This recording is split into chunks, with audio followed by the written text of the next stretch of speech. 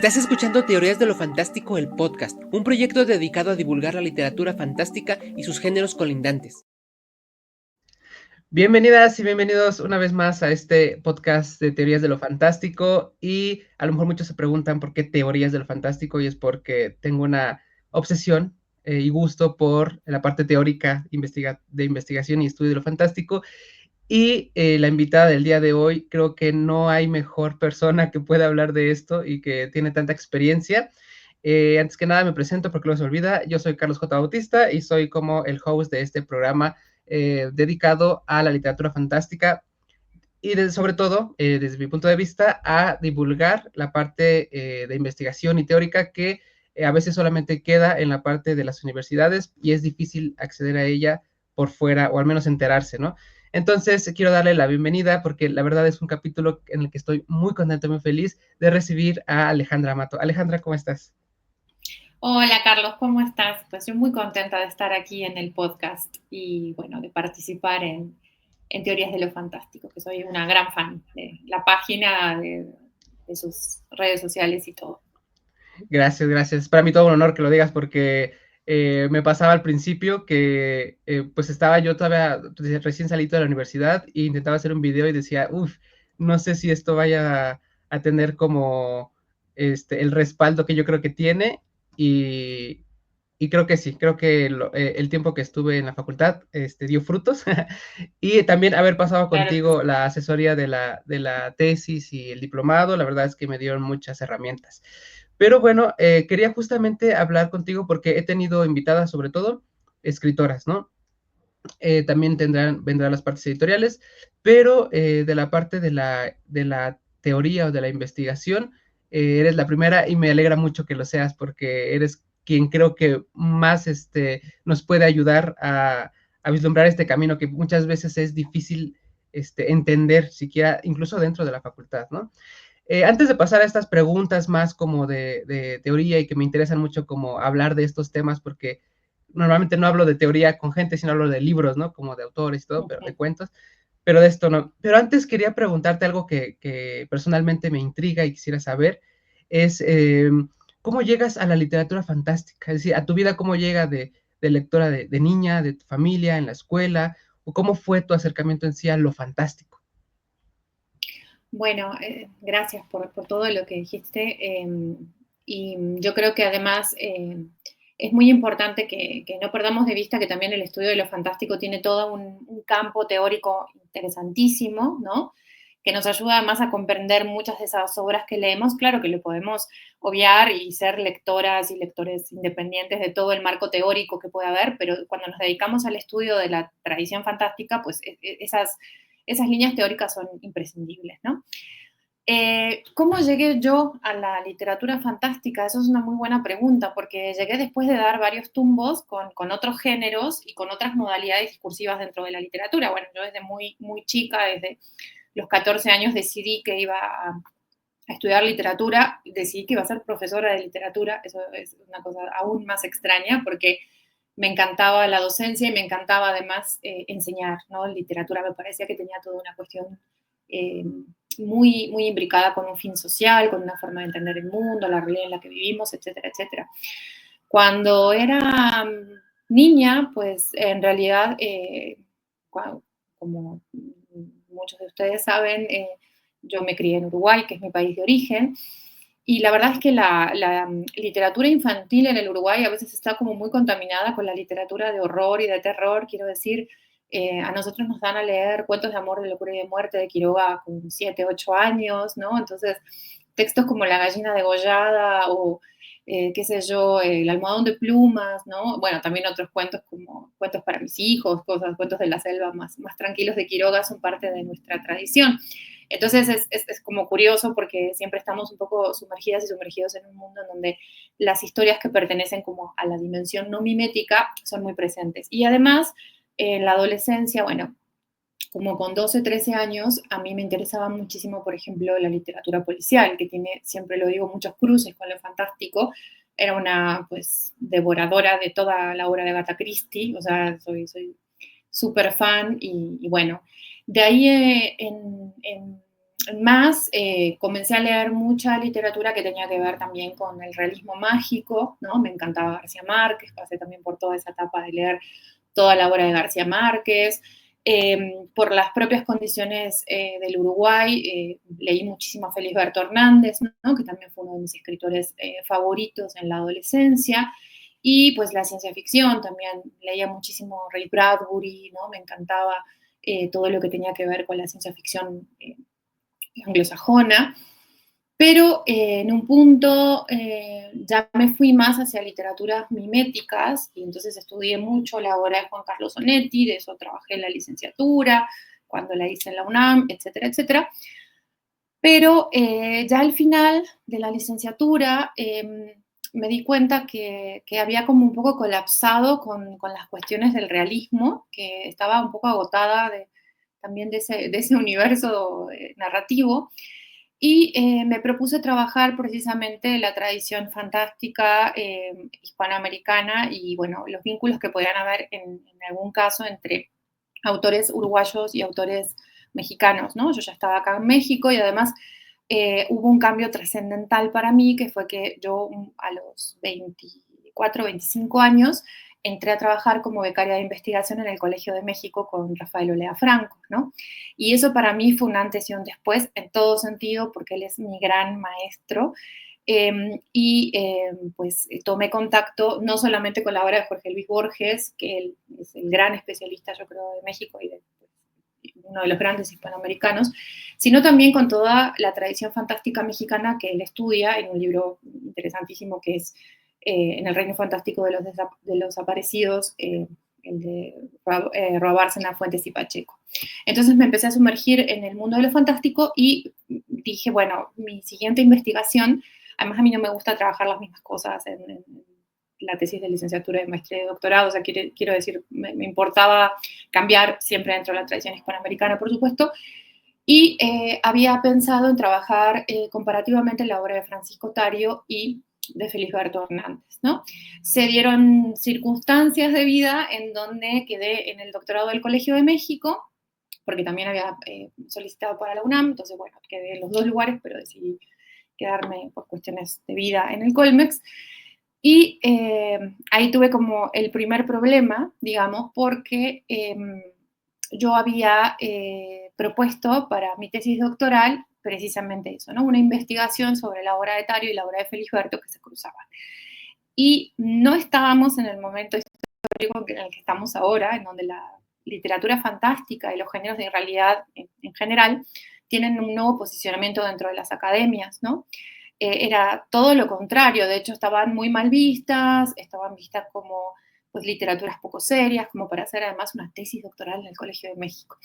Entonces me dijeron que no, a pesar de que Olea me la iba a dirigir y estaba absolutamente de acuerdo. Y bueno, dije ya, entonces déjenme en paz, trabajo Borges y la gauchesca, que también es una de mis grandes pasiones, el ensayo, qué sé yo.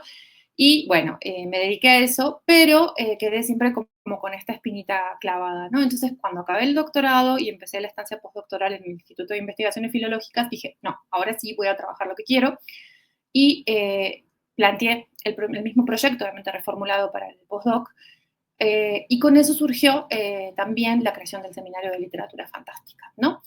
Y esto fue en 2014 y al poquito tiempo vino esta especie como de estallido, digamos, en plataformas, en obras, en nuevas autoras sobre todo, de tratamiento de lo fantástico.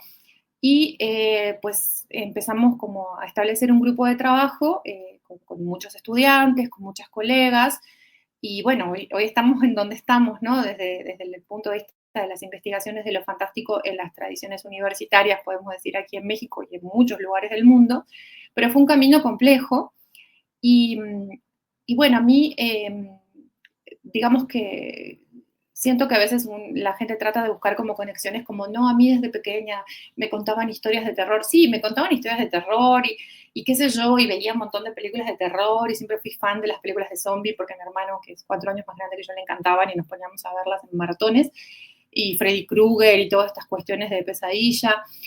Pero en realidad el gusto por la tradición fantástica a mí me llegó más grande cuando tuve conciencia quizá de todo lo que significaban este tipo de literaturas en las historias, ¿no?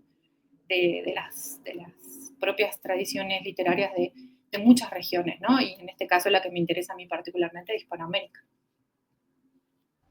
Sí, me gusta toda la historia resumida que nos diste de todo tu camino, porque de hecho justamente mi siguiente pregunta era de cómo fue llegar, ¿no? A ser profesor y todo eso, pero lo respondiste todo en una sola. Y me parece curioso verlo en retrospectiva, porque todo lo que hiciste realmente tú no sabías que también nos ibas a abrir el camino a muchos, ¿no?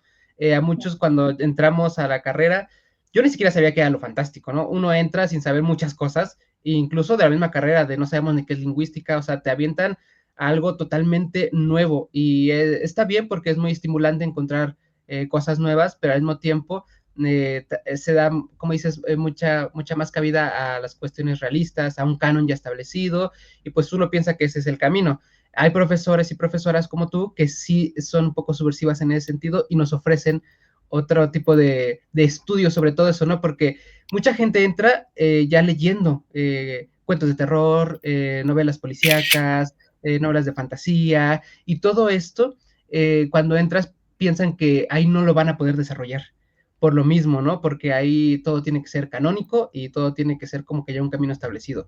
Eh, Me gusta que exista, como dices, ahora este tipo de espacios académicos en donde podemos, bueno, es que ya no puedo decir podemos porque ya no soy estudiante de ahí, pero los estudiantes tienen esa oportunidad de poder hacer lo que a lo mejor tú no encontraste, pero ahora nos abres camino, ¿no? Entonces, en primer agradecerte, para quien no conozca muy bien tu trabajo, pues eres profesora justamente en la Facultad de Filosofía y Letras, investigadora, también has dado pues múltiples cursos, has escrito demasiados artículos académicos, o sea, realmente tu vida académica sí ha sido muy especializada y muy trabajada en estos géneros, que también es como otro, no sé si compartas lo mismo, otro tipo de gusto, ¿no? Porque es muy bonito leer literatura fantástica, pero también es, bueno, a mí me gusta mucho leer sobre artículos sobre lo fantástico, teorías sobre lo fantástico, no solo como una especie de tarea académica, sino también hay un placer, o al menos para mí así lo es. Yo lo descubrí los primeros semestres en la facultad y desde ahí me empezó a gustar, como dices, hice conciencia de este género, ¿no? Y desde ahí como que eh, fue difícil porque después ya vinieron las clases más normales hasta que llegué al diplomado y te conocí, fue así de wow. Y de hecho no había tomado clase yo contigo como tal porque tú eres del colegio de latinoamericanos, ¿no? De estudios latinoamericanos. Y estudios Pero bueno, latinoamericanos, ajá. sí. Entonces, dime.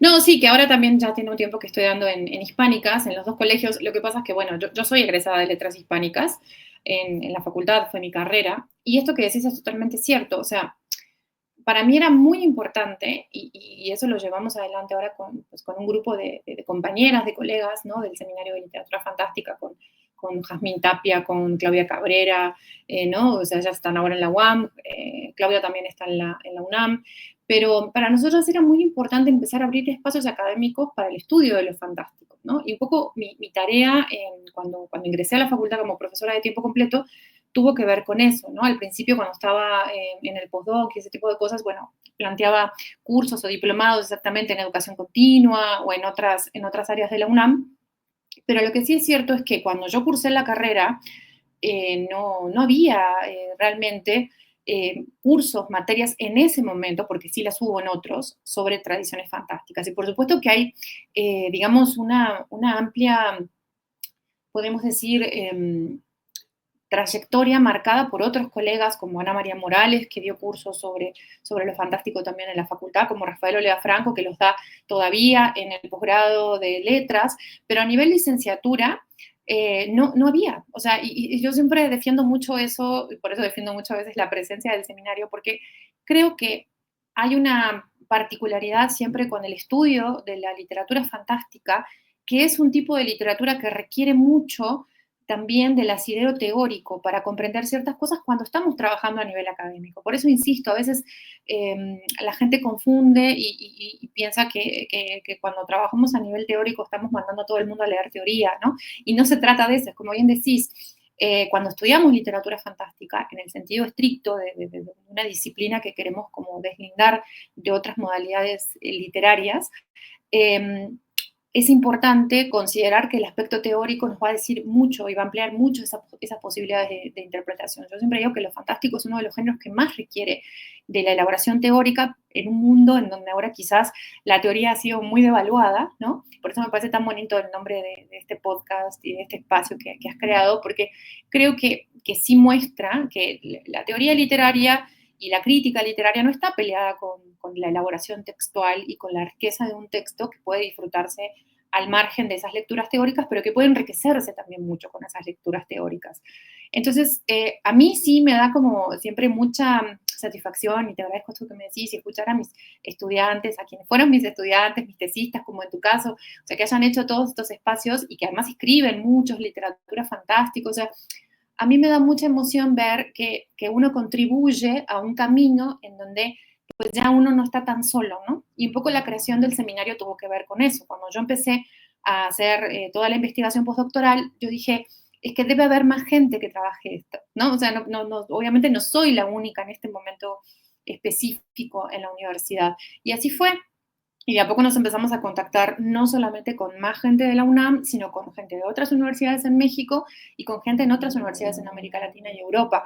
Entonces, pues hay una comunidad que me parece muy interesante, que trabaja en torno a los temas y que abre espacio también a los estudiantes. Ahora es como muy paradójico, porque bueno, antes en el Colegio de Estudios Latinoamericanos, por ejemplo, el tratamiento fundamental de temas para trabajar en la licenciatura, en sus tesis, pues tenía que ver con temas realistas, ¿no? Y ahora no quiere decir que hayan desaparecido ni que estemos celebrando, ¿no? Que una especie de guerra entre el realismo y el no realismo. Me encanta la literatura realista, no tengo ningún problema con eso, sino que han aumentado mucho digamos, las tesis y las investigaciones que tienen que ver con autoras, sobre todo, además desde otro punto, con autoras contemporáneas que están trabajando estos géneros de realidad, ¿no? Entonces, creo que era un poco como prender la mecha para que al final todo este polvorín estallara un poquito y quienes tenían ganas de trabajar estos temas tuvieran un espacio para hacerlo, ¿no?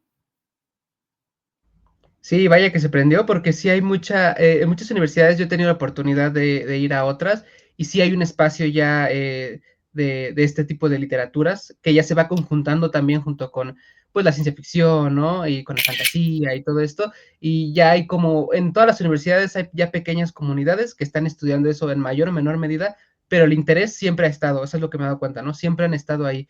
Entonces, la parte de la teoría también me parece que es no tanto como dices, pelearse con los escritores, las escritoras o con la parte artística, sino más bien darnos cuenta que todo panorama, todo el acontecer de lo fantástico viene de diferentes disciplinas y sucede al mismo tiempo, ¿no? Tanto la investigación como los escritos, todo esto es parte de una sola, digamos, ola que tiene que ver con lo fantástico y cada quien desde su trinchera. Muchos de ellos, por ejemplo, como Cecilia Udave, pues es una gran escritora y también es una gran académica, ¿no? Entonces no están peleados, ¿no? No tiene que ser o una u otra. Entonces, la parte de la teoría me gusta mucho y, sin embargo, creo que también a veces se confunde o puede llegar a intimidar esa palabrita, pero siento que también cuando entramos a la facultad nos topamos en general con la teoría literaria, cosa que no conocemos, ¿no? Solo somos lectores y llegando ahí tenemos que ser otro tipo de lectores, a lo mejor un tipo de lector más profesional, más académico, e intentar ahora poner en práctica este tipo de lecturas de las teorías. Antes de ir en concreto a las teorías, ahora sí que de lo fantástico, quería preguntarte, para no perdernos dentro de esto que suele ser muy abrumador, como es la teoría literaria, y que muchas veces también, yo lo hice, cometemos el error de tomarlas como si fueran, en vez de un aparato crítico, más bien una especie de recetas, ¿no? Y ver con qué calza y con qué no calza. ¿Cómo hacer precisamente de la teoría literaria una herramienta de análisis y no algo solo para calzar o no calzar?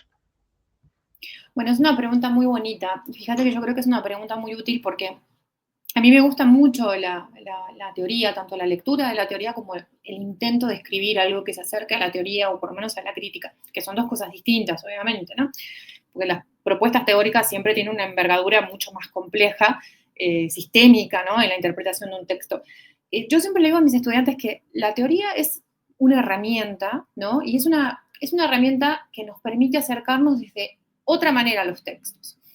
Y bueno, puede sonar muy general esto que estoy diciendo, pero en realidad es el proceso que nosotros empleamos cuando, bien decís, entramos a una carrera que tiene que ver con el estudio sistemático y especializado de una disciplina, como es en este caso la literatura, ¿no? Y obviamente nuestras, formas de acercarnos a los textos no van a ser iguales a las formas en las que cualquier lector y lectora se acerca a un texto un domingo por la mañana cuando se echa una novela, cosa que nosotros también hacemos habitualmente, porque no es que todo el tiempo estamos con el lápiz en la mano y pensando si esto tiene que ver con el estructuralismo o tiene que ver con la teoría de la recepción, o etcétera, etcétera, ¿no? Lo que estamos leyendo. También podemos desrobotizarnos con eso y, disfrutar los libros sin tener esa cuestión, ¿no? ¿Qué sucede? Que durante mucho tiempo, efectivamente, caímos en una especie como de circunstancia en donde el aspecto teórico se comía al sentido mismo del libro y de la escritura, ¿no? Y al final era, yo creo que la expresión máxima de esto fue el estructuralismo en su cara más dura, ¿no? En donde ya llegar a la disección del texto a nivel casi que sintagmático, ¿no? Y nos llevaba a hacer otro tipo de análisis, que bueno, puede ser muy reconfortante si te gusta mucho la teoría, pero en realidad uno debe preguntarse cuál es el fin de aplicar o de pensar en una teoría para leer un texto. Para mí, siempre el fin tiene que ser que esa teoría ayude a esclarecer, ¿no? El sistema de pensamiento y producción en el que se basa ese texto. Y creo que eso es muy útil cuando a nosotros nos interesa ir más allá de una primera lectura, de una primera capa de lectura, que puede ser la capa reconfortante, la capa placentera, la capa que nos hace de alguna manera leer como un hobby, como una especie de elemento artístico que nos da goce, como ir a un museo y ver una pintura, y no por eso vamos a estudiar un diplomado o una maestría en historia del arte para comprender o sensibilizarnos frente a un cuadro, ¿no? Son diferentes niveles. Entonces, por eso yo siempre digo que no es un problema de los booktubers o los divulgadores de la literatura, porque creo que contribuyen a esa primera capa, ¿no? Ahora, cuando confundimos esa primera capa con la segunda capa, que tiene que ver con la reflexión ya de corte más profundo, que está buscando además involucrar a un texto dentro de una tradición que hay que conocerla, porque si no la conocemos nos perdemos de muchas cosas, y que eso hace de alguna manera que estudiemos una carrera especializada en la literatura, nos lleva al siguiente problema, que es decir, bueno, la teoría, de alguna manera, lo que va a hacer es darnos elementos para aislar no solamente la circunstancia histórica, social, o la circunstancia de recepción emocional que el texto pueda tener con diferentes lectores en diferentes momentos históricos a los que llega, ¿no? Sino que nos va a permitir desentrañar las claves de por qué ese texto hace eso, opera de esa manera, ¿no? Y a mí me gusta hacerme esas preguntas. ¿Por qué un texto fantástico genera efectos en la propia construcción misma de su realidad textual distintos a un texto realista? Y a lo mejor es una pregunta, yo qué sé, no sé, la gente dirá, pues qué pregunta más, no sé, insustancial, por decirlo. Pero es como la gente que se preguntó algún día, yo qué sé, ¿por qué una manzana cae con cierta velocidad o desafía la gravedad? No lo sé. A mí esas preguntas nunca me interesaron, pero esas otras sí, ¿no? Entonces creo que tiene que ver también con una constitución de seres humanos que nos interesan unas cosas y nos interesan otras. Entonces, a nivel de la teoría, yo creo que durante mucho tiempo en nuestras tradiciones académicas, la teoría se vio precisamente como algo que teníamos que aprendernos, además casi que de memoria, que teníamos que llevarla y tratar de encajarla como una especie de puzzle, ¿no? De rompecabezas en un texto. Y pues ya en las últimas décadas, en los últimos años hemos comprendido, me parece a mí afortunadamente, que eso no es tan así, y que son los textos a nivel de sus propias... a nivel de sus propios postulados los que nos demandan, si queremos llegar a ese grado de profundización, herramientas que nos hagan pensar, bueno, los temas en la literatura son siempre los mismos, ¿no? La vida, el amor, el desamor, la muerte, ¿no? ¿Por qué este texto está escrito así, ¿no? ¿Por qué este personaje está construido así, ¿no? O sea, ¿qué hace que este personaje o que este texto, digamos, conjunte una serie de elementos que lo van a hacer distinto, ¿no? O sea, básicamente la literatura es algo que le sucede a alguien en un lugar y alguien lo está contando, ¿no? Y estamos con esa visión, ¿no?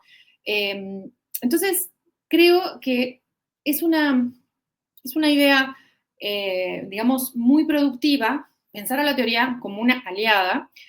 En el caso de lo fantástico, la teoría nos abre panoramas precisamente que nos hacen conectar ese texto con una multiplicidad de elementos sociales, políticos, culturales, porque yo además estudio la literatura fantástica siempre desde esa perspectiva, tú lo sabes muy bien. O sea, yo no pienso que lo fantástico sea un fenómeno simplemente restringido a una operatividad textual, que por supuesto la tiene y es muy interesante estudiarla, pero que tiene repercusiones a nivel de lo que significa en un momento histórico, de por qué la literatura fantástica surge cuando surge y cómo surge, ¿no? Y también, para redondear un poco esto, pensar que la teoría no es un fenómeno reciente, ¿no? Desde que existe la literatura, existe teoría, ¿no? O sea, nos vamos hasta la poética de Aristóteles, ¿no? Y nos damos cuenta que Aristóteles nos está pidiendo entender la tragedia, la comedia, ¿no? Las expresiones artísticas vinculadas a lo que hoy llamaríamos literatura, con una serie de procedimientos que no son iguales a los de la filosofía, a los de la historia, a los de la, qué sé yo, economía, en este momento histórico en el que estamos hablando, ¿no? Entonces, ese discurso que se manifiesta de otras maneras, pues ha sido analizado, como le queramos llamar, con diferentes títulos en diferentes momentos de la historia de la literatura, de alguna forma. Entonces, cuando la gente desecha la teoría, la descarta por sí porque cree que es muy academicista y que es muy elitista y que empieza como a trabar la relación del lector con el texto, me parece que está perdiendo de vista toda esa riqueza que tiene la teoría, y con esto no quiero decir que no la pueda dejar al margen. Está perfecto si se la quiere dejar al margen, pero a nivel de estudios que plantean ir más allá de los textos, ahí sí creo que no se la puede dejar al margen, porque vamos a tener un análisis realmente incompleto. Sí, y por eso muchas, o si no, creo que todas las clases de teoría empiezan justamente con Aristóteles, ¿no? O sea, no con estudios súper recientes, sino más bien nos vamos hasta allá. Y esta como naturaleza, como que dices, casi humana, bueno, humana, de preguntarse es más bien como un sentido de exploración, ¿no? También, o sea, el hecho de leer teoría es eso, es querer saber más. Sí está bien tener esta primera experiencia subjetiva, emocional, pero hay personas que queremos, ¿no? Explorar más allá y para eso está todo esto. También siento que tener teoría y estudios y carreras y diplomados, pues en cierta parte también lo legitima, ¿no? O sea, el hecho de puedes leerlo, puedes disfrutarlo y además si quieres estudiarlo, hay lugares, hay especialistas y no son, como dices, muy recientes, sino como ya mencionaste en México, ¿no? Ana María Morales. Y entonces viene toda una tradición, tanto de literatura como de teoría, que es muy reconfortante como explorador descubrir, porque ya no te sientes solo y porque hay un buen de cosas que ya se han dicho y de quien puedes aprender, aunque ya no estén, como si fueran tus maestros. Entonces, esa Y relación una también me gusta cosa, mucho. Uh -huh, perdón, y una cosa que me parece importante antes que se me vaya en esto que uh -huh. decís es que la literatura también se estudia. O sea, hemos caído en una especie de simplificación y de además como respuesta maniqueísta a el hecho de querer de alguna manera eh, desautorizar el estudio de la literatura, ¿no? Haciéndolo equivalente a el alejamiento de los lectores y de las lectoras, asesinar la emoción, el sentido, lo que nos genera la literatura, etcétera, etcétera. Una cosa es un club de lectura donde la gente comparte sus impresiones sobre un texto, que eso también ha existido en toda la historia, ¿no? De las tertulias literarias donde la gente se sentaba y se reunía y comentaba un libro. O sea, ahora estamos viendo en otras modalidades muy interesantes y me parecen muy provechosas, pero el hecho de que pensemos en la literatura como una disciplina en la eh, que se puede estudiar, ¿no? Y pensemos también que los textos tienen límites interpretativos, o sea, que de un texto no se puede decir cualquier cosa, ¿no? O sea, pensando un poco lo que decía Gadamer, ¿no? Un texto puede decir muchas cosas, pero un texto no puede decir cualquier cosa, ¿no? Pero no puede decirlas todas. Entonces, a veces entramos en esa confusión y pensamos que proponer, como se ha hecho desde siglos atrás, que la literatura es una disciplina que puede ser estudiada, parecería ser un elemento elitista en donde se quiere dejar fuera a los lectores y a las lectoras de a pie. Y no hay una cosa más alejada de la realidad, ¿no? Quienes nos dedicamos al estudio de la literatura, precisamente lo hacemos porque pensamos que la literatura es algo esencial en nuestras vidas y queremos compartir esa esencialidad con el resto de la gente y luchamos mucho para que a nivel de cuestiones educativas, se aumenten las horas de literatura, estén en los programas y más, bueno, cuando pensamos en las tradiciones fantásticas, que también haya de ese tipo de literatura que nos hace cuestionar mucho el mundo en el que vivimos. Entonces, es un error en el que se caen muchas veces y por eso es que también se aleja mucho la teoría y se la sataniza, claro, porque pues no se entiende a veces, creo yo, estas distancias, ¿no?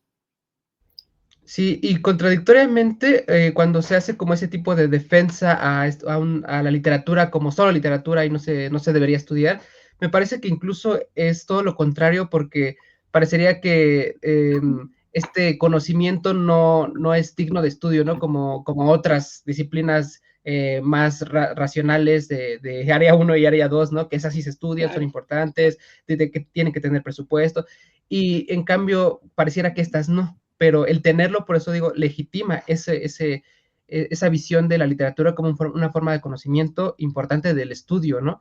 De tener un propósito también cultural en cualquier sociedad, que es importante tenerlo, tanto la literatura como otras artes también, ¿no? Porque creo que muchas veces se engloba, pues, que el cine, que la pintura, que la escultura en esto de, no, eso solo se ve, se disfruta y se siguen con cosas importantes, ¿no? Pero sí me pareció muy bien que lo puntualizaras.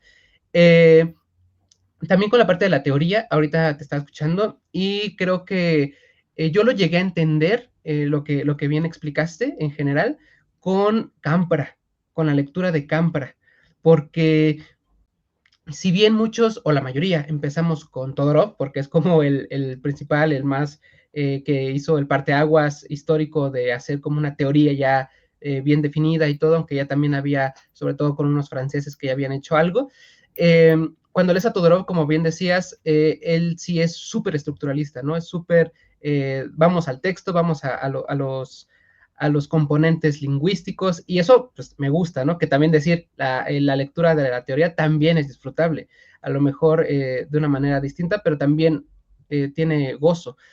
Pero no fue sino hasta Cámpara que igual lees toda su teoría y finalmente, o sea, después de tanto, así como yo estaba así de, wow, ¿qué estoy leyendo? Al final ella misma te dice, ¿no? Bueno, todo esto para decir que la teoría es la puerta de entrada a la interpretación. No es decir, es fantástico o no es fantástico y ahí se acabó el análisis, sino más bien, si lo es, a qué nos lleva, que lo sea, que no lo sea, que tenga algunas fronteras con otros géneros. Entonces, hasta ahí yo, que venía mucho ya como que muy todoroviano de estructuralista, que también, bueno, ya con Campra dije, wow, pues tiene razón, ¿no? O sea, realmente, como tú dijiste, esto de la teoría es el primer paso, ¿no? El primer paso, bueno, la teoría fantástica, en este caso, de definir el género y todo esto, ver cómo funciona, el primer paso y poder ahí entrar a una interpretación con esta herramienta ya a tu favor, ¿no? Y poder decir, bueno, por esto que ya analicé, puedo decir, puedo proponer, puedo contradecir, puedo analizar y ya vas acompañado de esta teoría y puedes también complementarla a lo mejor con otras, ¿no? Que en la facultad se hace mucho,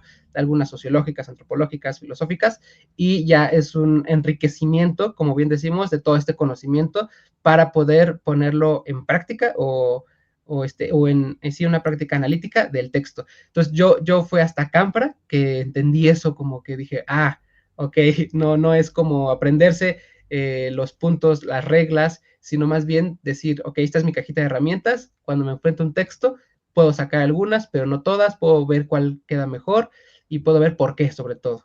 Entonces, eso me tardé un poco en entenderlo. Pero ahora que estamos ya, ahora sí, con las teorías de lo fantástico, ya me parece que en algún momento te lo habían preguntado en alguna entrevista de las muchas que te han hecho, quería tenerla yo aquí, cómo empezar a leer teoría fantástica.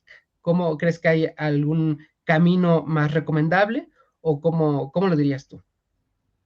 Bueno, primero, esto que decías de Cambra me parece que es muy bonito, ¿no?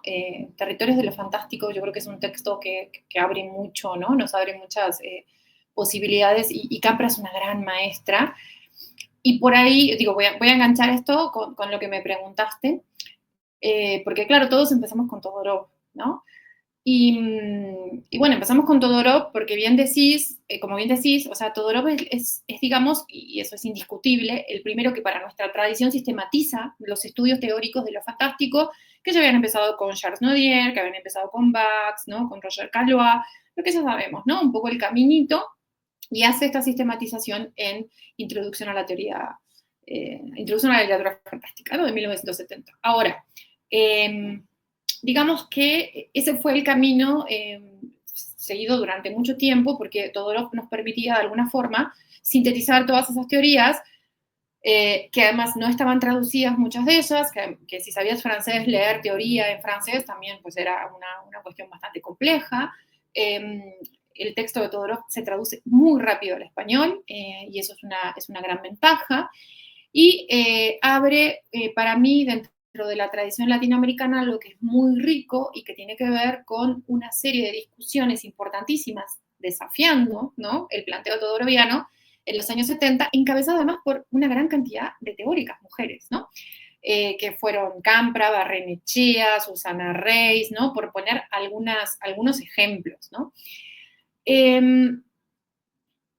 Yo siempre digo que para comenzar a leer teoría, muchas veces se nos dice de una manera muy estricta, es que hay que ir a la fuente original, ¿no? Así tenés que leer, bueno, si todo lo que estás citando a Roger Caillois, tenés que irte directamente a empezar con Roger Caillois. Y no es así. O sea, al final, a lo largo del tiempo, uno entiende que cuando empezás a meterte en un universo teórico tan complejo como el de la literatura fantástica, que además tiene todas estas particularidades de las que hablabas hace un rato, ¿no? Porque yo siempre lo digo, incluso a veces hasta cómicamente, porque hay como un nivel de frustración de las y los alumnos y de todos nosotros cuando vamos al encuentro de lo que suponemos es un texto fantástico y después la teoría nos dice, no, esto no es fantástico porque es del fantástico clásico, y no cumple con este elemento y acá se nos cayó. Entonces hay como una especie de sensación como de orfandad y decimos, no puede ser, yo quería que fuera un texto fantástico, como si el hecho de que no fuera un texto fantástico le quitara el hecho de que fuera un buen texto, ¿no? O sea, son dos cosas diferentes, o sea, que no sea fantástico no quiere decir que no sea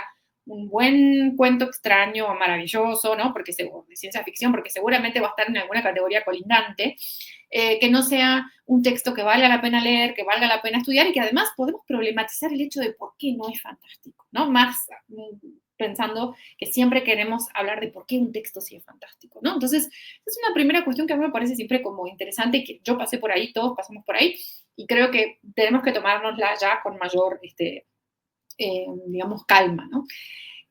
Yo siempre pienso que hay algunas teóricas que nos acercan, o algunos teóricos que nos acercan a las fuentes fundamentales, que nos preparan de alguna manera, ¿no? Para que nosotros después sí, y eso es muy importante tenerlo en cuenta, si queremos profundizar y hacer un análisis serio, vayamos a las fuentes originales, ¿no? Entonces, para mí siempre está un poco como esta posibilidad de auxiliarnos, porque también eso nos va a hacer ver qué cosas que están diciendo estos teóricos sobre lo que dijeron los otros son ciertas y cuáles no. Porque muchas veces lo que nosotros leemos en esas compilaciones o en esas, digamos, en esos procesamientos, ¿no?, de las teorías que llegan a nosotros un poco más deglutidas en esos espacios, no siempre son lo que los autores o las autoras dijeron en sus textos. Pero también tenemos que hacer un ejercicio de confianza muchas veces, como nos sucede con las traducciones. Yo no leo ruso, entonces yo tengo que leer a Dostoyevsky en traducciones y confiar que el traductor pues me trató de brindar la interpretación más cercana a lo que la novela, a lo que la obra pues en lo que se está proponiendo allí. Bueno, con la teoría pasa lo mismo.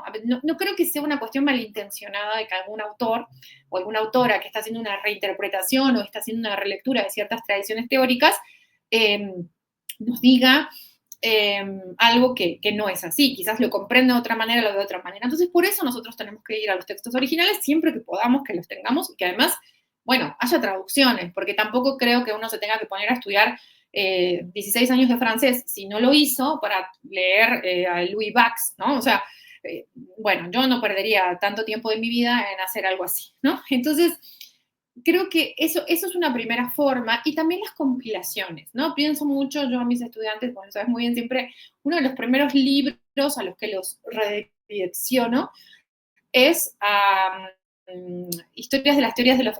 sí, es el de José Miguel Sardiñas, ¿no?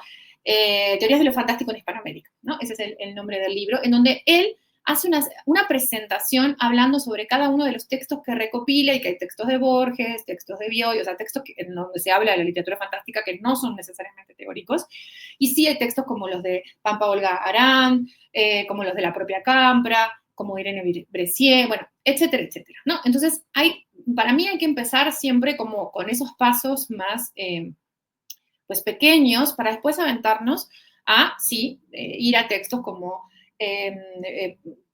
la propia introducción a la literatura fantástica, que creo que es muy complicado dar ese texto de primera mano si uno no está formado más en la lectura, como bien dijiste, de la tradición estructuralista, ¿no? Porque además es un texto que nos exige el conocimiento de obras literarias de una tradición que no es la nuestra, y que debemos conocer o tener una idea general, porque si yo no leí El Castillo de Otranto, o sea, va a ser muy difícil que comprenda cuáles son los elementos que Todorov está marcando ahí, ¿no? O sea, puedo tener una idea general, pero voy a tener que ir al libro de Potocki para obtener esa idea, ¿no? Entonces, eso no significa que tengamos que eludir la fuente original, ¿no? Y ahí vamos al problema de Todorov, ¿no? Que es como, es como el Juan María Brausen, onetiano de la literatura fantástica. Me encanta verlo así como el padre fundador de nuestros tiempos, por lo menos de la tradición fantástica teórica nueva, porque Todorov se lo sigue golpeando, ¿no? Y se sigue diciendo que pues está de modé, que ya está superado, ¿no? Y siempre lo decimos en el seminario, bueno, a ver, ¿quién ha superado a Todorov? A Todorov, muéstrenoslo. Y no quiere decir que Todorov sirva para todo, ese también es un gran problema. O sea, hay una cosa que es muy clara. Yo ayer estaba en un examen profesional de una estudiante de letras italianas que, que trabajó un autor que es Tachetti, ¿no? En el siglo XIX italiano, ¿no? En donde, a ver, tomó 3 cuentos de este autor y Todorov le vino al pelo. O sea, parecía que la teoría todoroviana estaba hecha para encajar en ese autor, ¿no? Y claro, porque Todorov está trabajando ese periodo y ese tipo de literatura, y cuando uno ve que la literatura europea se comparte en rasgos de lo fantástico al final del siglo XIX, muy claramente, porque tienen influencia de Maupassant, de Gautier, de Hoffman, ¿no? Y entonces estos escritores italianos en donde pues hay una especie como de idea de que la tradición fantástica italiana no existió, cosa que Calvino después demostró que no era cierto, por lo menos en el XIX, nos muestra de alguna forma que, pues, que escriben a lo Gautier, a lo Maupassant, y por lo tanto, como Todorov estudia Gautier, Maupassant, bueno, más que nada Maupassant, encaja, ¿no? Entonces, claro, yo no le voy a pedir a Todorov que sea una herramienta útil para estudiar, no sé, el Cortázar de los años 60, ¿no? Pero sí voy a poder estudiar otras cosas. Entonces, también es eso, las teorías tienen una proximidad con su momento de elaboración histórico, pero también con el material en el que fueron pensadas. Las teorías están pensadas en los textos, ¿no? O sea, no es al revés, no es que un texto se acomoda a una teoría se acomoda a un texto. Así surge un poco la adquisición de cómo pienso este relato. Entonces, creo que por ese lado, para mí la estrategia siempre ha sido eso, ¿no? Empezar de menos a más, porque además el conocimiento y la lectura de la teoría, cualquiera sea ella, no importa que sea fantástica, que sea teoría sobre la mímesis, el realismo, lo que ustedes quieran, o sea, lo que a uno le interese, es un entrenamiento lector, ¿no? O sea, nosotros no leemos a la misma velocidad teoría como leemos un texto de orden narrativo o poético, ¿no? Pueden pasar 2 horas y avanzamos 4 hojas, ¿no? Y mucha gente puede pensar que es algo frustrante, y no, porque la teoría nos exige un nivel de concentración y de análisis a la hora que estamos, volvemos, cerramos, vemos el ejemplo, pensamos, ¿no? O sea, está bien, nos activa una serie de procedimientos yo creo, cerebrales que hacen que nuestra capacidad de asimilación de ese problema que presenta el texto teórico lo vayamos digiriendo desde otro punto de vista. Entonces, ni leer teoría, ni escribir teoría es una cosa que se hace así como, digamos, a la Viva México, ¿no? O sea, tiene que ser puntualmente eso. Entonces, no, tampoco tenemos que caer en la desesperación y en la frustración pensando que un libro teórico lo vamos a acabar en 2 semanas, porque en realidad hay libros teóricos que a mí me han acompañado años, ¿no? Y que regreso a ellos y veo otras cosas y me hago otras preguntas a la luz de otros textos en los que los quiero aplicar, ¿no? Sí, como dices, es una experiencia lectora muy distinta porque incluso te, a lo mejor para poder retener mejor la información, pues te exige un poquito hasta de apuntes, de marcarlo, Exacto. marcar esto, sobre poner un marcatextos, ¿no? Un post-it, e incluso hasta, yo me acuerdo, eso me pasó con Todorov, a mí sí me lo dieron así de principio, léelo, no todos los capítulos, pero creo que los primeros 3 o 4, donde empieza más con lo de los géneros. Y sí fue así de, no sé de qué está hablando, porque está hablando de textos que no conozco, ¿no? Entonces también me tardé un poco porque fue así de, ok, lo voy a leer porque tengo que leerlo, pero después leí los textos y volví a regresar y dije, ah, ok, ¿no? O sea, es una lectura que se nutre de otras lecturas porque evidentemente emana de ellas, ¿no? De la lectura, como bien dices. Y no, me gustó mucho lo que aclaras de primero es los textos y después viene la teoría y no al revés. Y creo que también es como, incluso el mismo Todorov lo dice, ¿no? Es como un ejercicio descriptivo y para describir necesitas el fenómeno primero y después Exacto. lo haces. E incluso también, como dices, hay mucha crítica a Todorov, pero él mismo al final también dice, pues la literatura del siglo XX, como Kafka, por ejemplo, ya no entraría tanto en lo que acabo de decir en los 10 capítulos, ¿no?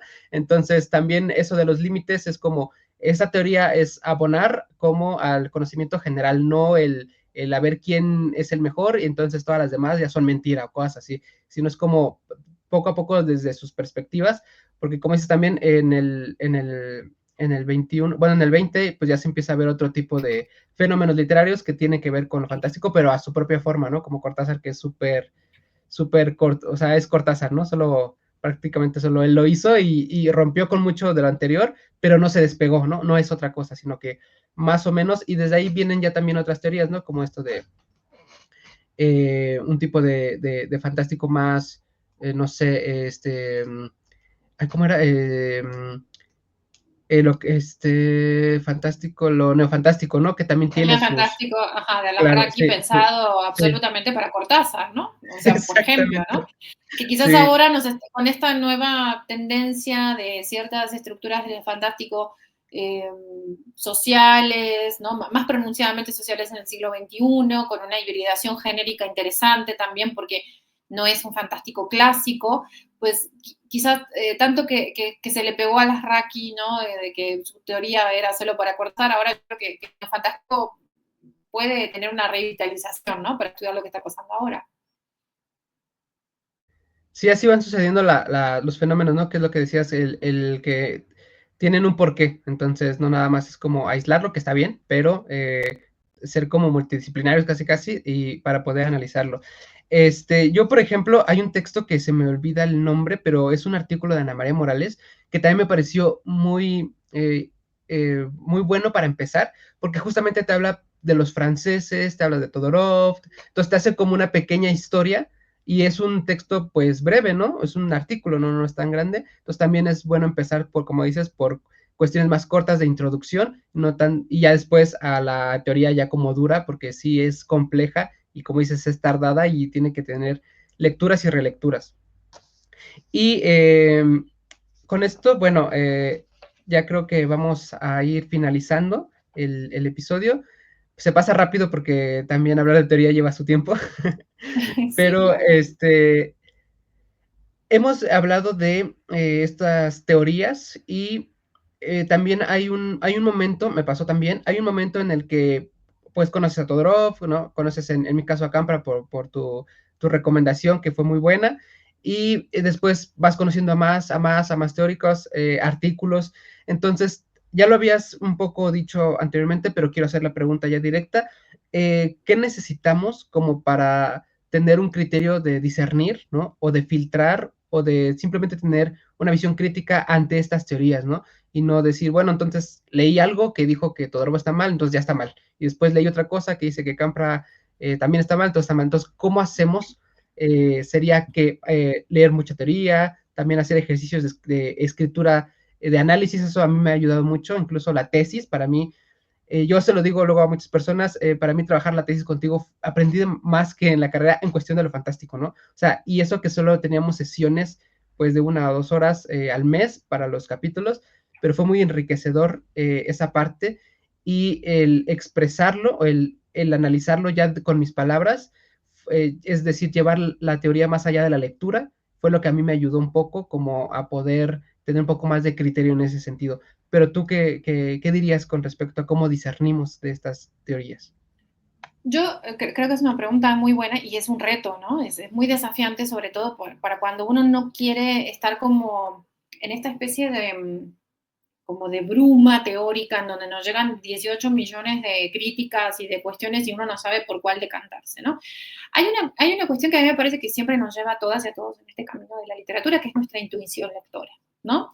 Y que tiene que ver con que efectivamente nos interesan ciertos textos para estudiar o para analizar, ya sea una tesis, en un artículo, porque vemos algo allí que en algún momento nos resonó con relación a cómo interpretar el mundo a través de ese texto literario. A mí lo que me parece siempre es que hay, hay dos problemas fundamentales con esto. Una cosa, lo mencionaba hace un ratito, una cosa es la crítica literaria y otra cosa es la teoría. Y a veces caemos en la confusión de que lo que se ejerce a través de la crítica, que es una lectura que tiene que ver también con la construcción histórica de un sujeto que está detrás de esa serie de postulados que se presentan en la interpretación de un texto, tiene un enfoque en general y que sale precisamente de ese ejercicio un poco yo, hermeneuta, diría yo. A mí me gusta siempre como pensar eso, ¿no? Quienes nos dedicamos a la crítica literaria en realidad nos dedicamos a analizar todo lo que dice el otro, ¿no? Entonces es una vida bastante complicada, ¿no? Porque pues, analizarlo y además poner lo que nosotros pensamos que el otro dice y podemos estar equivocadísimos, ¿no? Y eso también es una cuestión. Pero también entiendo que cuando el otro, otra autora, entrega su obra al mundo, está abriendo esa puerta o esa ventana, si ustedes quieren, para que todos intervengamos, ¿no? O sea, entonces eso es un ejercicio muy bonito. Pero una cosa es la crítica literaria y otra cosa es la formulación de teoría. Y muchas veces tenemos problemas con que se hace pasar crítica por teoría. Y yo siempre pienso que la teoría lo que hace de alguna forma es la exposición de una serie de pasos estructurales que nos ayudan a pensar los textos a manera de generalización. O sea, encontrar esas características nos ayudan a decir cierta cantidad de textos cumplen esto. Y la crítica literaria lo que hace de alguna forma, como dije recién, es pues una cuestión hermenéutica, interpretativa, pero no necesariamente nos propone una, digamos, homogeneización de esa ruta para los textos. Pero muchas veces se quiere hacer pasar una cosa por la otra, ¿no? A mí me pasa, por ejemplo, con un texto que usan mucho los estudiantes, que es Teoría General de lo Fantástico, de Omar Nieto, ¿no? A mí me parece que ahí hay un esfuerzo interesante de recopilar textos teóricos, de hablar sobre teorías, pero eso de por sí no lo hace una teoría, ¿me explico? Y se presenta como una teoría. Entonces, ojo con ese tipo de cuestiones, porque quizás se está entendiendo la teoría, ¿no? De otra forma, o por lo menos a como yo la entiendo, ¿no? Para mí es un poco lo que sucede con el texto de Sardiñas. Solo que Sardiñas no está diciendo yo estoy creando una teoría porque estoy presentándoles las teorías que están acá, ¿no? Y bueno, pues otras cosas con las que no coincido, como el fantástico postmoderno, Borges y esas cosas que a mí no me logran convencer todavía, ¿no? No quiere decir que estén equivocados, solo a mí no me han logrado convencer. Entonces, creo que lo que hay que ser muy puntual cuando trabajamos a nivel de ciertas teorías con lo que nosotros queremos es tampoco abrumarnos, ¿no? O sea, no necesitamos 16, hacer un comparativo de 16 herramientas teóricas, ¿no? Cuando al final sabemos que estamos buscando ciertas cosas y que van a haber 2 o 3 teorías que son las que nos pueden ayudar y complementar ese análisis. Entonces tampoco nos tenemos que hacer tantas bolas. Lo que siempre digo, y bueno, vos lo recordarás muy bien, es que nos tenemos que posicionar desde qué perspectiva y lectura teórica estamos trabajando, ¿no? O sea, si yo elegí trabajar con un texto como el de Rosemary Jackson, ¿no? Por ejemplo, Fantasy and Sub, ¿no? Y el fantástico y lo subversivo, la subversión, etcétera, etcétera. Y estoy pensando en el planteo sociopolítico de la literatura fantástica, como también lo puede leer Campra en lo fantástico metáfora de lo social, etcétera, etcétera, pues me voy por ese lado, ¿no? Voy a buscar teorías que alimenten esa intuición. Es un poco estéril ponerte a pelear con otras teorías donde dicen, no, lo fantástico y lo social no tienen nada que ver. Bueno, habrá gente que piense eso, pero por suerte hay mucha gente que no lo piensa y entonces nos vamos a ir hacia esas teóricas y hacia esos teóricos y de ahí nos vamos a nutrir, ¿no? Porque creo que eso enriquece mucho la intuición, nuestra primera intuición y, como siempre, ¿no? También tener el valor y la fuerza como personas que nos estamos formando en los estudios teóricos y en el trabajo de lo fantástico, decir, bueno, quizás esta parte de lo que está diciendo Rosemary Jackson me convence mucho y esta parte, ¿no? Y debatir y pelearse un poquito con la autora, y eso no tiene nada de malo, ¿no? O sea, creo que de ese tipo de discusiones y de reflexiones, quitándoles el grado de la solemnidad, por supuesto con elementos, ¿no? Porque también pues, la ignorancia es atrevida y a veces uno puede salir a decir cualquier cosa, pero quiero decir, con elementos, darnos cuenta que también las personas que escriben teoría o que escriben crítica, no siempre tienen la razón y no tenemos que coincidir 100% con todo lo que dicen y no pasa nada, ¿no? Estamos ahora en un momento histórico en donde parece que discutir y polemizar sobre ciertas cosas es algo malo, ¿no?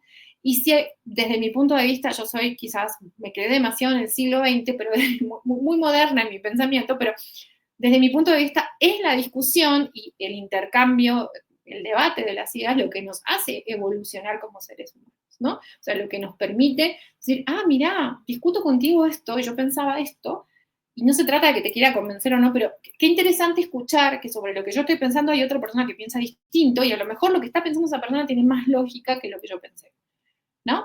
Entonces, la literatura tiene eso, ¿no? Que es una construcción colectiva de un conocimiento histórico, ancestral para la humanidad y que surge precisamente de nuestra forma de intercambiar perspectivas sobre eso, ¿no? Sobre ese producto que nosotros como seres humanos creamos. Yo creo que esa es su gran belleza, ¿no? Y la literatura fantástica nos enseña eso, ¿no? Nos enseña que más allá de las convenciones del realismo y más allá del mundo como lo entendemos en su lógica natural, hay cosas que escapan a nuestra comprensión, ¿no? Que forman parte del misterio, ¿no? Entonces, bueno, hay que aceptar ese misterio, ¿no? Aceptarlo no implica que no lo intentemos resolver de alguna forma o no sé, por lo menos reflexionar en torno a él. Sí, esa parte de la discusión ha sido muy mal vista últimamente, pero finalmente es lo que hace la teoría, ¿no? Porque incluso el mismo Todorov, o sea, es tan importante porque cualquier teoría más después de Todorov va a hablar de Todorov. Entonces, es esa discusión de estoy de acuerdo contigo con esto y con esto no, o cosas así, pero ahí también yo creo la importancia de sí tenerlo en cuenta a él, porque muchas de las teorías van a partir con críticas hacia él o con este, afirmaciones de que sí están correctas ciertas cosas, ¿no? Entonces, eso cuando se lleva, es más fácil, a lo mejor es más soportable leerlo, pero ya cuando se dice ya pensamos que estamos peleando o algo así, ¿no? Pero estamos llegando como a una especie de compartir conocimiento para poder también nosotros no estancarnos en algo que ya creemos. Se me ha pasado muy rápido. Antes también quiero decir lo que decías que son muchas teorías y que abrumarse. Creo que eso es muy común y si nos escuchan estudiantes, yo espero que este capítulo llegue a muchos estudiantes que quieren justamente entrarle a lo fantástico. Eso pasa cuando uno escribe una tesis, creo. Como que buscas todo lo que diga de lo fantástico y quieres todas las fuentes, todo lo que se ha dicho, pero es demasiado. Y después las conjuntas y ya no sabes ni ni qué quieres, ¿no? Entonces, lo que te he escuchado también decir muchas veces que hay que, la teoría o las teorías que elijas que sean operativas, ¿no? Que sean operativas con lo que quieres analizar. Y eso me pareció también, bueno, para mí fue un descubrimiento cuando hice la tesis, porque yo pensaba que tenía que investigar todo lo que se había dicho y a partir de ahí yo sumar algo más y decía, ¿cómo lo voy a hacer? Pero no, era más bien de agarrar tus herramientas y con esas que sean operativas para los textos que tú quieres analizar, tienes más que suficiente. Entonces, pues si alguien está haciendo una tesis, puede ser una buena recomendación. Pues bueno, llegamos al final del capítulo. Fue no te lo digo por compromiso, sino porque realmente lo siento, ha sido un capítulo que disfruto mucho, que esperé, imaginé en mi mente muchas veces, porque justamente el proyecto es Teorías de lo Fantástico por la parte teórica, ¿no? Y poder conversar contigo para mí siempre es gratificante y enriquecedor. Ahorita agradezco mucho que hayas dicho esta diferencia entre teoría, y crítica, porque a lo mejor muchas veces se da por hecho que ya lo sabemos y por eso vienen las confusiones y los malentendidos, ¿no? Pero ya tenerlo bien claro, te lo agradezco que lo hayas esclarecido.